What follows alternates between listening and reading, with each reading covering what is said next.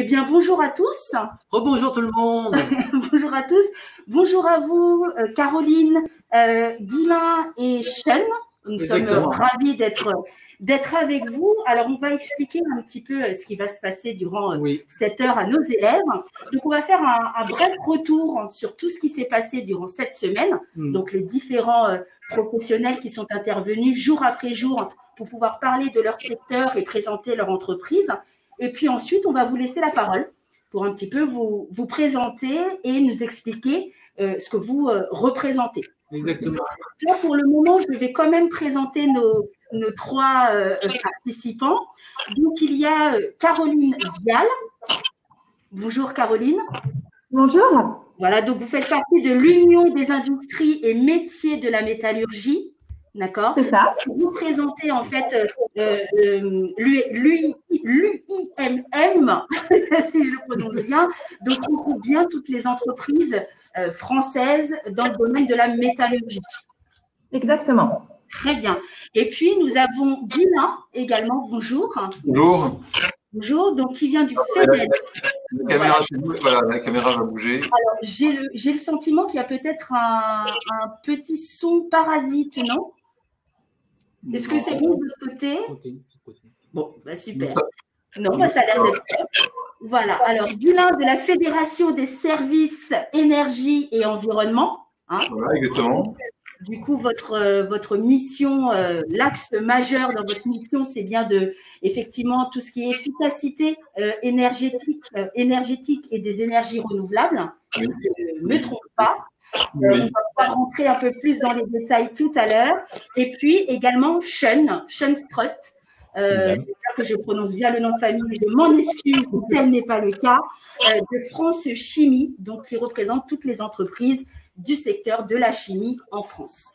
C'est bien ça. Alors, Olivier, je vais te laisser commencer peut-être à pouvoir parler un petit peu de la semaine et des différents professionnels que nous avons reçus. Effectivement, durant cette semaine-là, nous avons eu l'honneur d'animer des live métiers, des ateliers en ligne. On a aussi vu des entreprises à distance. Et c'était vraiment un plaisir d'avoir mis en avant des métiers de l'industrie. Alors, qu'est-ce que nous avons vu? Le lundi, c'était le thème des 1000 visages de l'industrie. Nous avons eu l'entreprise Olot, Rubicuir, Seba Santé Animale. Donc déjà, merci beaucoup à eux d'avoir pu animer des live métiers avec nous. Tout à fait. Mardi, c'était l'industrie futuriste. Nous avons eu Rêve 3D, qui fabrique des objets 3D. C'était vraiment super.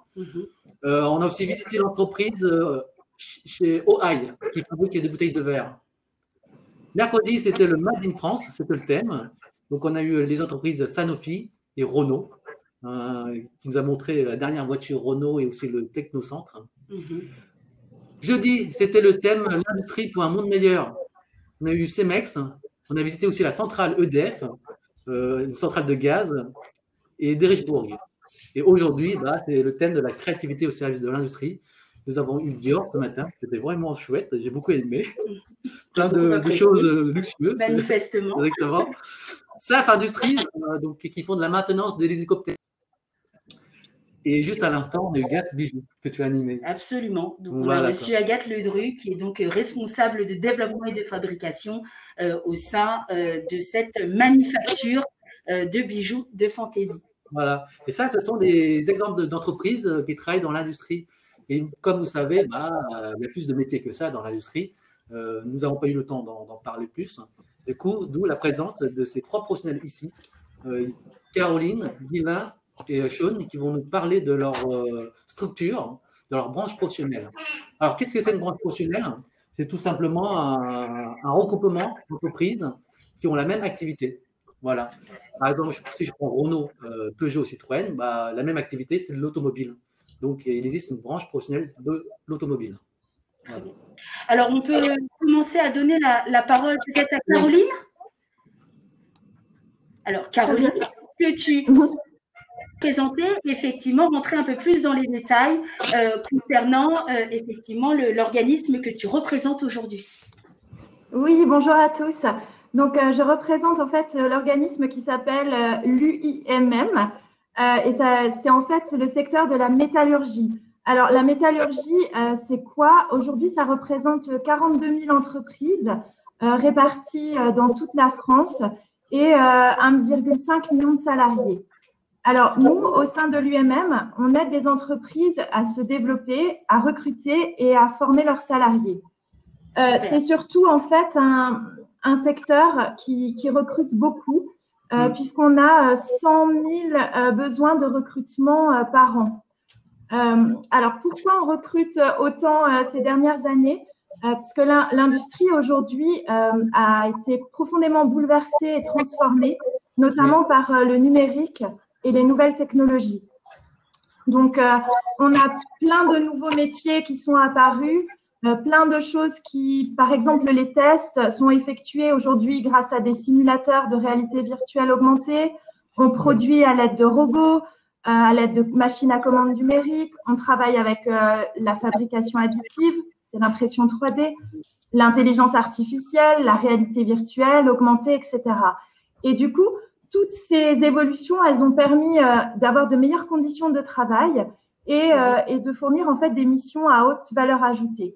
Et aujourd'hui, c'est pour ça que je suis ici, parce qu'il nous faut de nouvelles compétences pour accéder à tous ces métiers. Voilà, on travaille à faire connaître la diversité des métiers et on permet aussi, on organise des rencontres entre les jeunes et les entreprises industrielles. On leur permet voilà, de se rencontrer et on forme aussi au métier par l'apprentissage. Donc aujourd'hui, dans l'industrie et dans la métallurgie plus précisément, on a 34 centres de formation répartis dans toute la France et qui comptent 32 000 alternants. 32 000 alternants, ce qui est un beau chiffre. Alors, Caroline, s'il y a des élèves qui souhaitent effectivement se rapprocher de l'UIMM, est-ce que le site, est-ce qu'il y a un lien bien précis où ils peuvent directement aller sur le site? Oui. Alors, à la fin de la présentation, vous aurez un lien. Et de toute façon, vous pouvez, dans chaque UMM, la particularité de ce réseau, c'est qu'on est présent au sein des territoires. Donc, au sein de chaque territoire, au sein vous avez une UMM et vous pouvez la trouver en tapant aussi sur Internet. Donc, on vous mettra tous les liens, hein, chers élèves, juste à la fin de cette présentation pour que vous puissiez effectivement regarder plus en détail et pourquoi pas vous rapprocher effectivement de cette fédération. Alors, à nouveau, je vais donner la parole effectivement à Sean pour qu'il puisse effectivement se présenter également et puis donner aussi les 3 éléments phares qui représentent la FEDEN. Non. Oui, alors la Franchimie.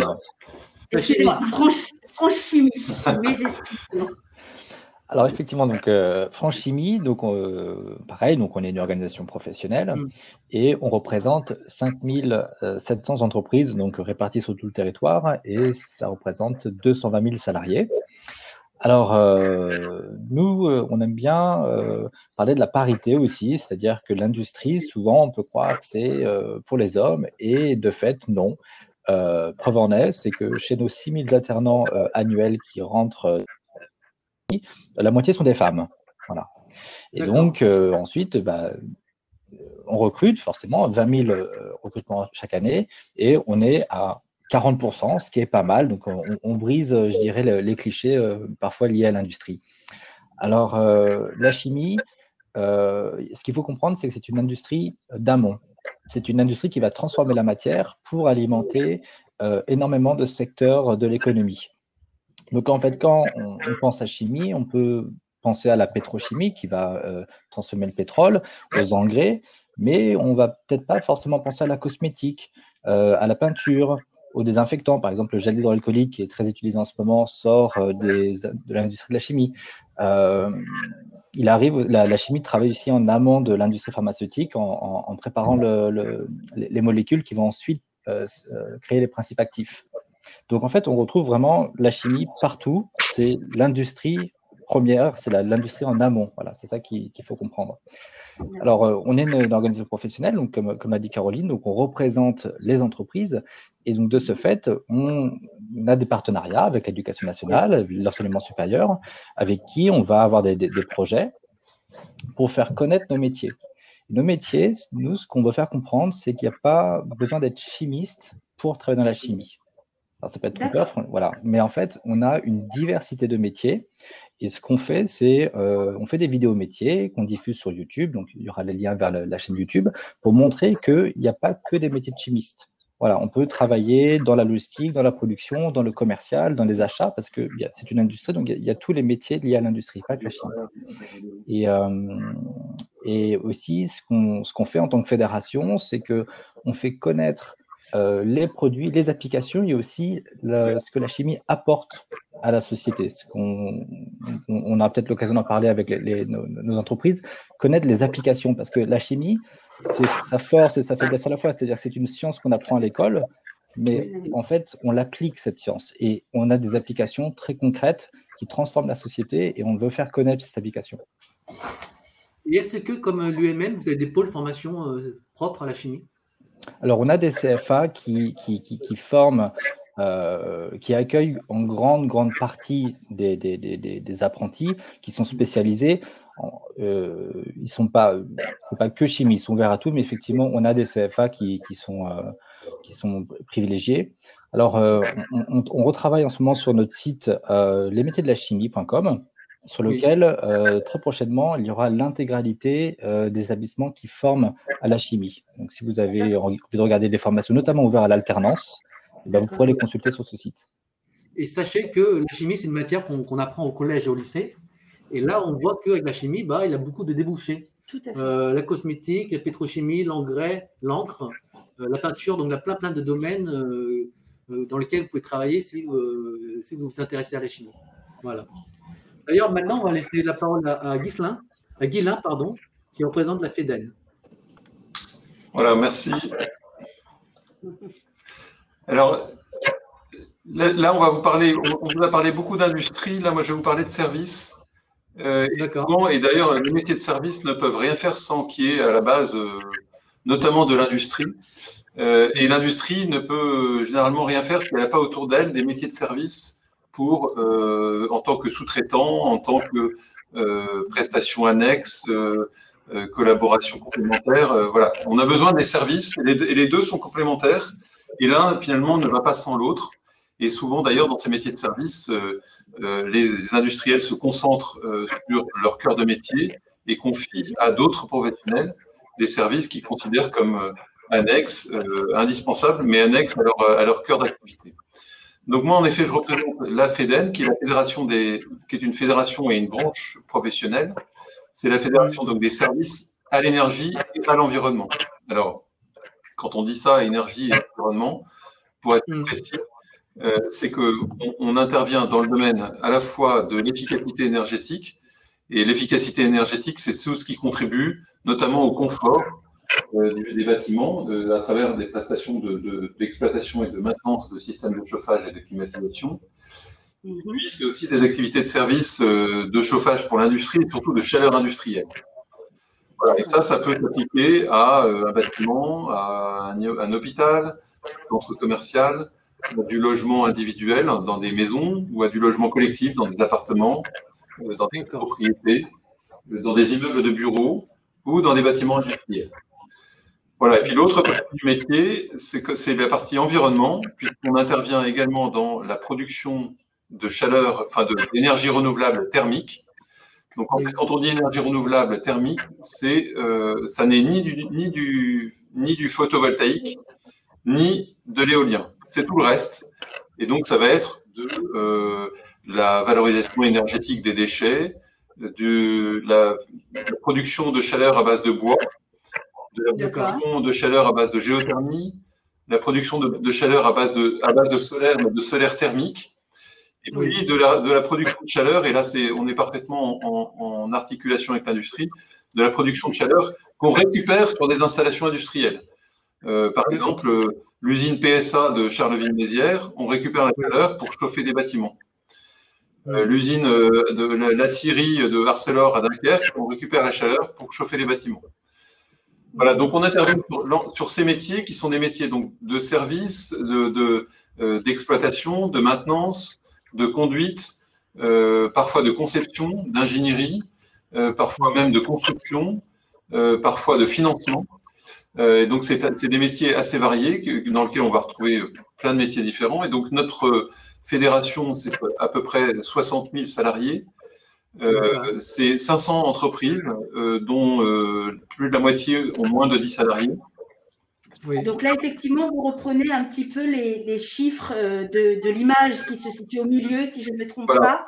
Donc, 60 000 salariés, 500 entreprises réparties sur le territoire. Voilà. Et donc, excusez-moi, je vous laisse du coup continuer. 11 milliards d'euros de chiffre d'affaires. Alors ça, c'est dans le monde, il y en a plus de la moitié qui est en France.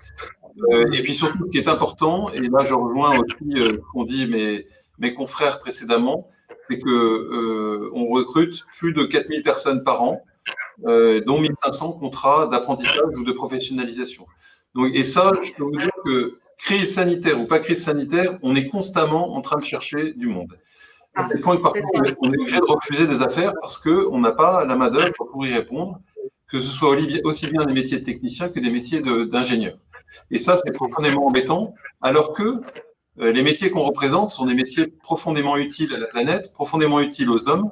Et donc, c'est notre vocation, notre vocation en tant que fédération, les entreprises de notre fédération, elles ont comme vocation de répondre aux enjeux de la transition énergétique et écologique. On est au vrai carrefour des enjeux de l'énergie et de l'environnement. Et puis, la deuxième vocation de notre structure, c'est de promouvoir et de faire des métiers qui sont au cœur de la transition énergétique, qui sont particulièrement utiles et qui sont particulièrement féminisables. Alors, on n'a pas d'aussi bons chiffres que les confrères de la chimie ou de la métallurgie, mais toutes les fonctions de l'entreprise, des services énergétiques sont ouvertes aux femmes. Et parfois, les postes ont été adaptés pour ce faire, pour qu'on puisse attirer des candidates féminines. Justement, tout au long de la semaine, on a vu plein d'entreprises différentes. Et dans ces entreprises-là, il y a des hommes et des femmes qui travaillent. Et il y a de plus en plus de mixité, de féminisation des métiers. Donc, c'est une très, très belle chose. Sachez que les collégiens et les collégiennes, si vous souhaitez savoir plus sur les métiers de la métallurgie, de l'énergie, de l'environnement et de la chimie, regardez dans le chat, il y a notre collègue Flore qui gère la modération. Elle a mis pas mal de liens différents vers des ressources pédagogiques, vers des vidéos, des sites internet, des sites de l'emploi. Et sachez que vous avez aussi des ressources pédagogiques dans le journal de bord, la dernière page. Voilà. Alors, juste pour terminer, on a créé du coup pour être plus attractif que le nom de notre fédération FEDEN, on a créé une signature de branche, ça date d'il y a 2 ans, qui s'appelle Des métiers pleins d'énergie. D'ailleurs, vous le voyez sur le panneau qui est derrière moi. Bien trouvé, j'aime bien.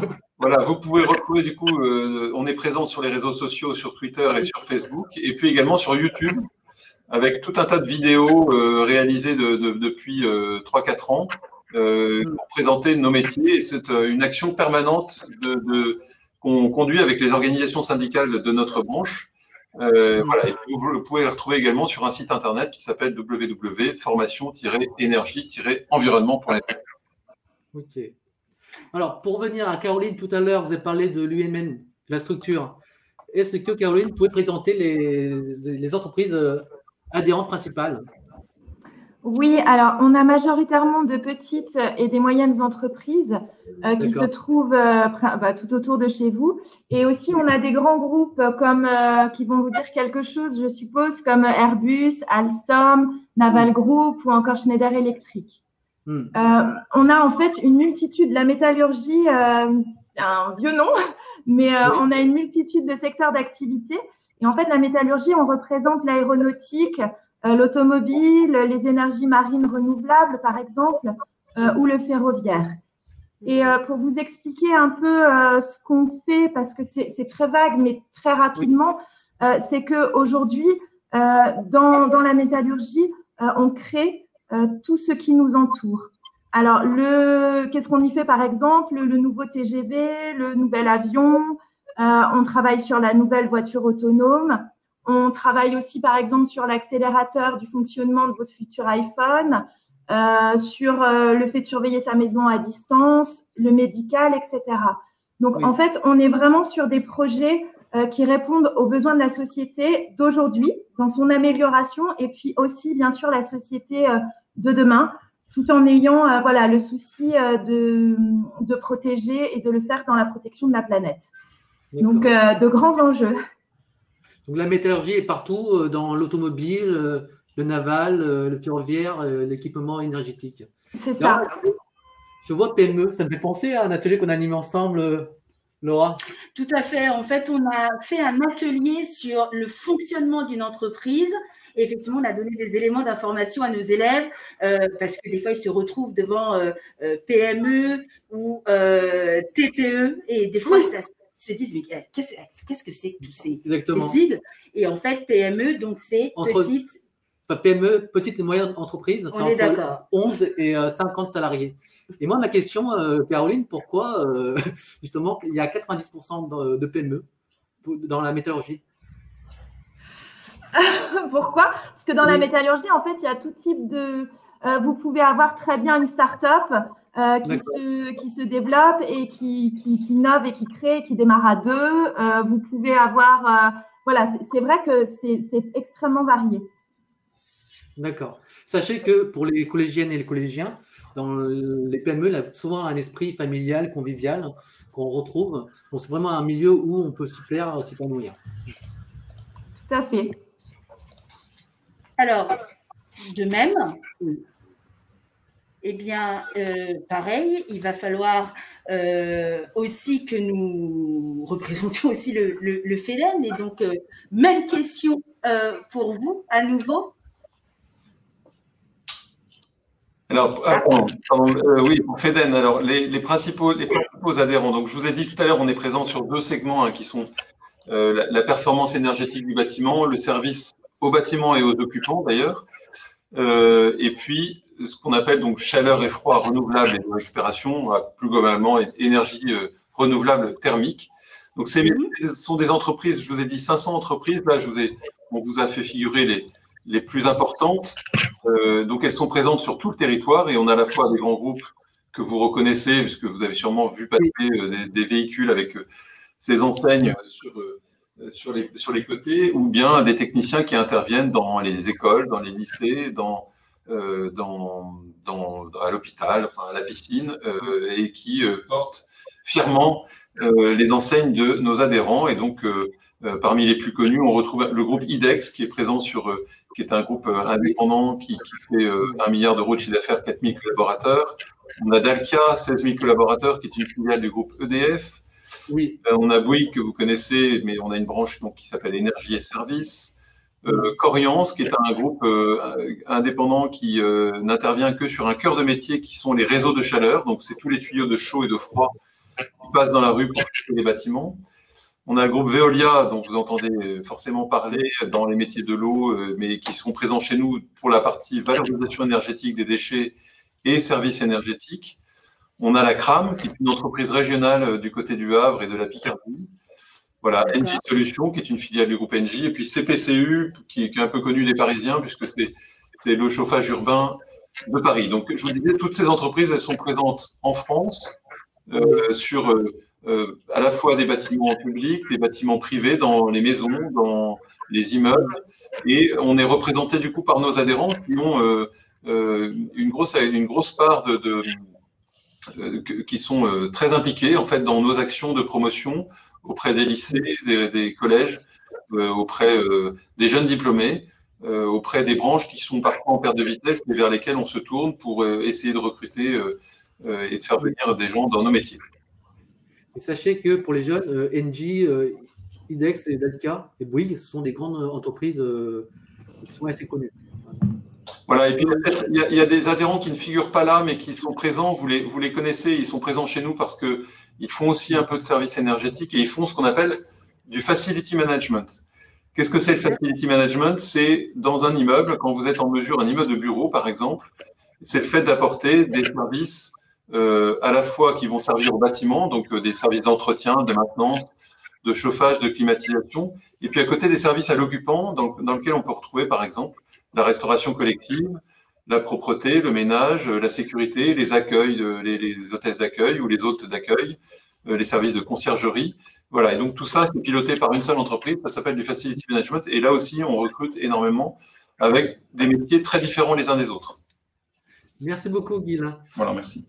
Sean, maintenant pour Franchimie, quelles sont les entreprises adhérentes principales? Alors, les entreprises adhérentes. Alors, ce que j'ai voulu, en fait, à travers cette diapositive, c'était illustrer donc, la diversité des applications et des entreprises de la chimie. Oui. Donc, la chimie, il y a des grands groupes, d'accord. Vous avez par exemple Arkema, vous avez 5300 salariés en France, vous avez Minachem, 550 salariés en France, mais on retrouve aussi une multitude de PME, on en a 84, des PME, et précisément, on a 70% de nos entreprises qui ont moins de 100 salariés. Et voilà, je voulais vous présenter donc un exemple, par exemple Circouleur, où vous avez seulement 15 salariés.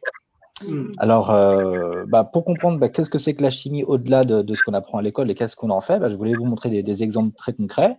Donc, par exemple, si on commence avec Circouleur, Circouleur crée des peintures à partir donc, de pots de peinture usagés qui auraient fini à la déchetterie et incinérés. Et donc, incinérer de la peinture, ça émet du CO2 dans l'atmosphère, 150 000 tonnes chaque année. Et grâce à un procédé chimique, en fait, on va reconstituer une peinture à travers des peintures qui seraient normalement parties à la déchetterie.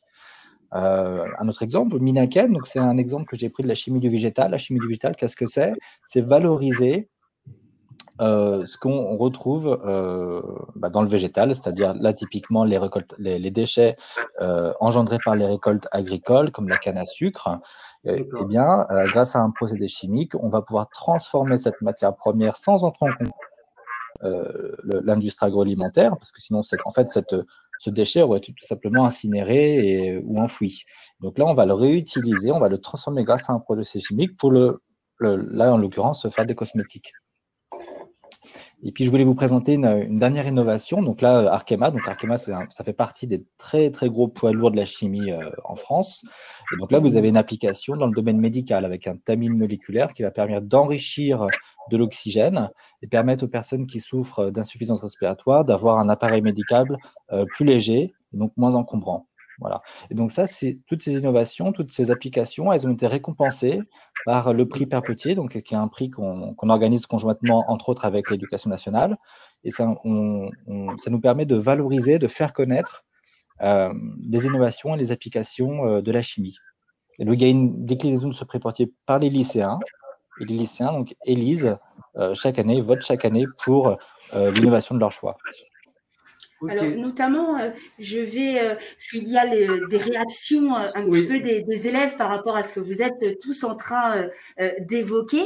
Oui. Donc, on a eu différents professionnels avec des parcours d'études également différents, mais on a encore une question. Est-ce qu'il est forcément nécessaire de faire une école d'ingénieur pour pouvoir, en tout cas, être embauché au sein des entreprises que vous représentez?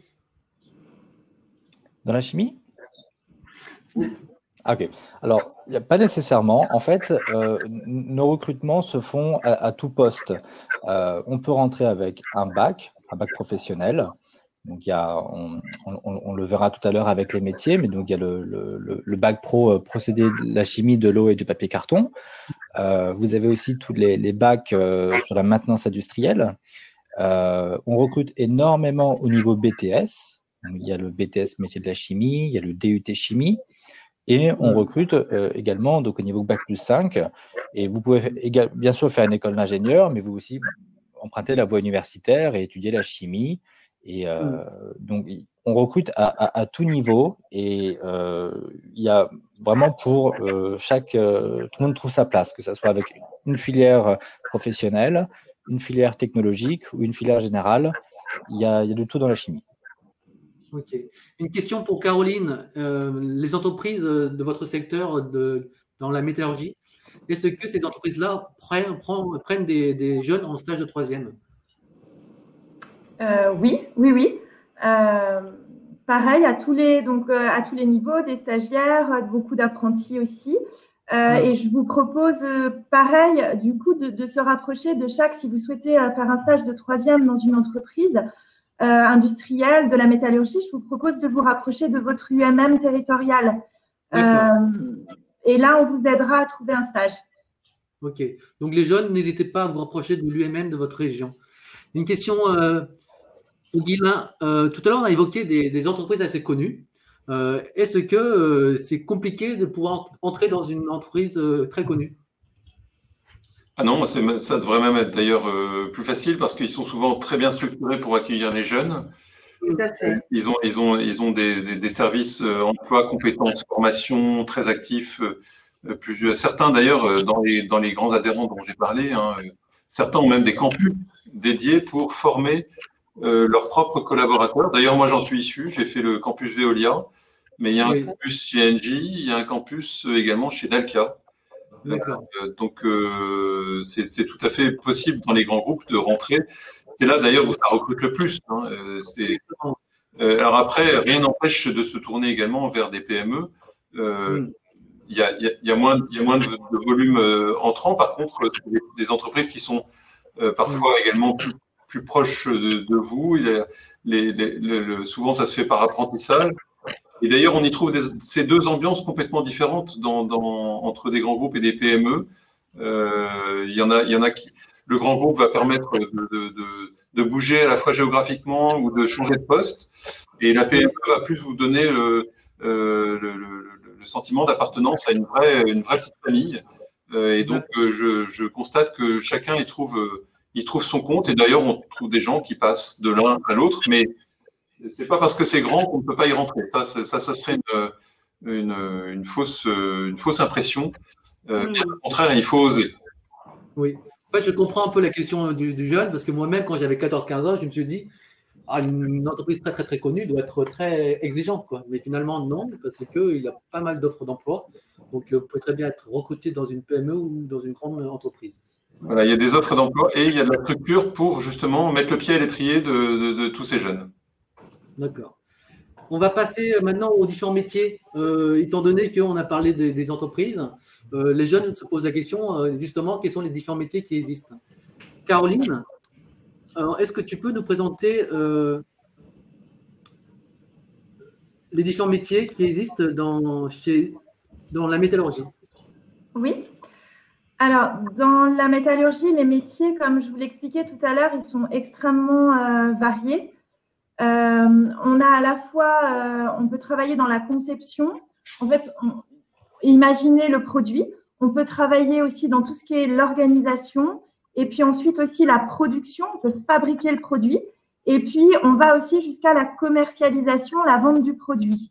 Donc, comme mes confrères le disaient, et aussi bien voilà, des métiers aussi ouverts aux femmes, aussi bien pour les hommes que pour les femmes. Et surtout aussi à tous les niveaux de formation. Donc, on peut très bien démarrer après la 3e avec un CAP ou un bac professionnel, aller jusqu'à l'école d'ingénieur ou faire de la recherche. En tout cas, venir se former et venir apprendre un métier vraiment à tous les niveaux. D'accord. Justement, on a un message de Elena qui trouve que c'est très intéressant. Merci beaucoup pour ces informations-là que vous nous donnez. Ah, merci Elena. Justement, on va voir un autre métier pour la FEDEN. Est-ce que tu peux, Guilla, nous parler du métier d'automaticien, s'il te plaît? Oui, alors le métier d'automaticien, c'est un métier de technicien à la base, hein, mais qui est beaucoup plus orienté vers des métiers, vers des fonctions digitales avec du contrôle, avec du paramétrage, avec un système électronique, avec des alertes. Et puis du coup, un automatisme qui va entraîner un enchaînement de machines ou d'articulations. Donc ça peut être des automates tout simples, des vannes, ça peut être des tapis, ça peut être des bras qui vont bouger, ça peut être des trappes qui vont s'ouvrir. Voilà, et tout ça est piloté par un moniteur sur lequel souvent c'est un peu qu'on s'en sert comme un téléphone ou comme une tablette et on va déclencher des fonctions ou alors on va surveiller un écran de contrôle qui va nous envoyer des alertes pour nous indiquer que tel système est en défaut ou que telle température est supérieure à celle qui est normalement prévue ou que telle personne, par exemple, ou dans telle pièce, on a une température qui est trop froide, trop chaude, ou qu'au contraire, quelqu'un est venu dérégler la programmation. Voilà, donc ça nécessite un métier de technicien plutôt supérieur, auquel on parvient généralement par un BTS. Donc on peut faire un bac pro puis ensuite un BTS. Et puis ensuite on peut encore bouger. Mais voilà, donc c'est un métier qui est orienté chez nous vers l'amélioration de la performance énergétique du bâtiment et puis vers la bonne production, l'efficience et puis le bon taux de production ou de maîtrise de rejet atmosphérique, par exemple, quand on est sur des installations de combustion ou d'incinération de déchets. Oui. Et Guilla, sur la carte, sur la jolie carte que tu m'as montrée, je vois plein de bâtiments différents. Voilà. Ce qui veut dire que l'automaticien, lui, peut intervenir dans différents lieux. Alors, l'automaticien, il intervient en effet, c'est une très bonne remarque. Il peut intervenir à distance sur tous ces bâtiments. D'ailleurs, on a des adhérents qui ont on appelle ça des desks,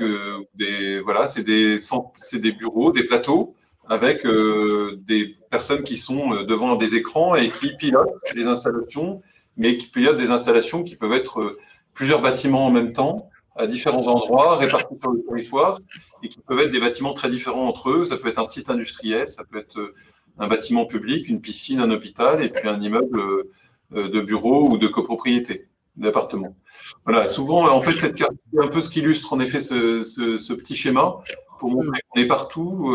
On est dans les métiers qui sont essentiels. L'année dernière, on a beaucoup parlé des métiers essentiels. Maintenant, ces métiers essentiels, ils sont partout. En hiver, on est tous contents d'avoir du chauffage et de la chaleur ou de l'eau chaude. Voilà, et nous, on intervient partout. Et c'est vrai que c'est souvent des métiers qui ne sont pas visibles parce que les chaufferies, on les voit pas. Et puis, à la limite, moins on nous voit, mieux tout le monde est content quand on ne nous voit pas parce que ça veut dire qu'il n'y a pas de problème et que tout fonctionne. Mais voilà, le fait qu'on ne nous voit pas, et il faut de temps en temps, et c'est pour ça qu'on est là aujourd'hui, qu'on est content de l'être, c'est de rendre aussi ces métiers visibles parce qu'ils sont essentiels. Okay. Pour revenir à la chimie, Sean, est-ce que tu peux nous parler d'un métier spécifique à la chimie? Oui, je peux vous parler des métiers de la production. Donc la production, c'est notre premier poste de recrutement. Et donc, vous pouvez entrer sur un poste de production niveau bac et même, je dirais, sans le bac, puisqu'on peut être formé lors d'un recrutement à travers ce qu'on appelle un CQP. C'est une certification de qualification professionnelle. Et donc, c'est une certification que l'on peut passer dans le cadre d'un recrutement et vous allez apprendre directement le métier. Donc, on peut entrer en tant que, je dirais, l'échelon d'entrée, c'est d'être opérateur de fabrication. Mais ensuite, on peut monter les échelons jusqu'à être pilote d'une ou plusieurs installations. Alors, qu'est-ce qu'on fait en fait en fabrication? Et tout simplement, on veille au bon fonctionnement des appareils de production, on vérifie les différents capteurs, on s'assure que le procédé fonctionne bien. Si besoin, on peut intervenir sur l'appareil, le mettre en sécurité, le paramétrer quand le procédé change selon ce que l'on veut fabriquer comme produit. Et donc, on est à la fois sur le terrain, comme on le voit sur les images, mais aussi en salle de contrôle où on va regarder donc comment fonctionnent les différentes machines avec plein de capteurs et s'assurer donc que tout fonctionne bien au sein de l'usine. Et donc, on peut y entrer au niveau bac, mais aussi au niveau BTS. Et donc, si on entre au niveau BTS, on a un petit peu plus de responsabilité. Forcément, on va conduire des infrastructures plus complexes. Et puis, in fine, on peut monter et piloter complètement un procédé. Alors, les élèves, effectivement, se demandent, dès qu'on arrive en tant qu'opérateur de fabrication, ensuite, on peut devenir conducteur d'équipement de fabrication et ensuite de piloter, d'être à la gestion, en tout cas, du pilotage d'installation. Combien d'années, en moyenne, faut-il pour pouvoir évoluer comme ça sur ces différents postes, Sean? Il y a des...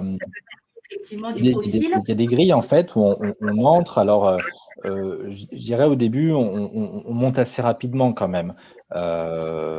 L'idée, ça va aussi dépendre beaucoup de la taille de votre entreprise et donc du coup du procédé, s'il est simple ou pas. En fait, si quelqu'un vraiment est motivé par le poste, qui lui plaît, qu'il a fait ses preuves, on va lui proposer de se former. Voilà. Donc, en fait, c'est pas automatique, c'est juste, il faut montrer qu'on fait preuve de bonne volonté. Et si, par exemple, on entre en tant qu'opérateur, on peut, comme je disais, passer un CQP conducteur d'équipement. Et donc ça va se faire, voilà, si la personne, à moins qu'elle elle est à l'aise à son poste, qu'elle a envie de rester, et auquel cas, elle peut monter rapidement si on la forme.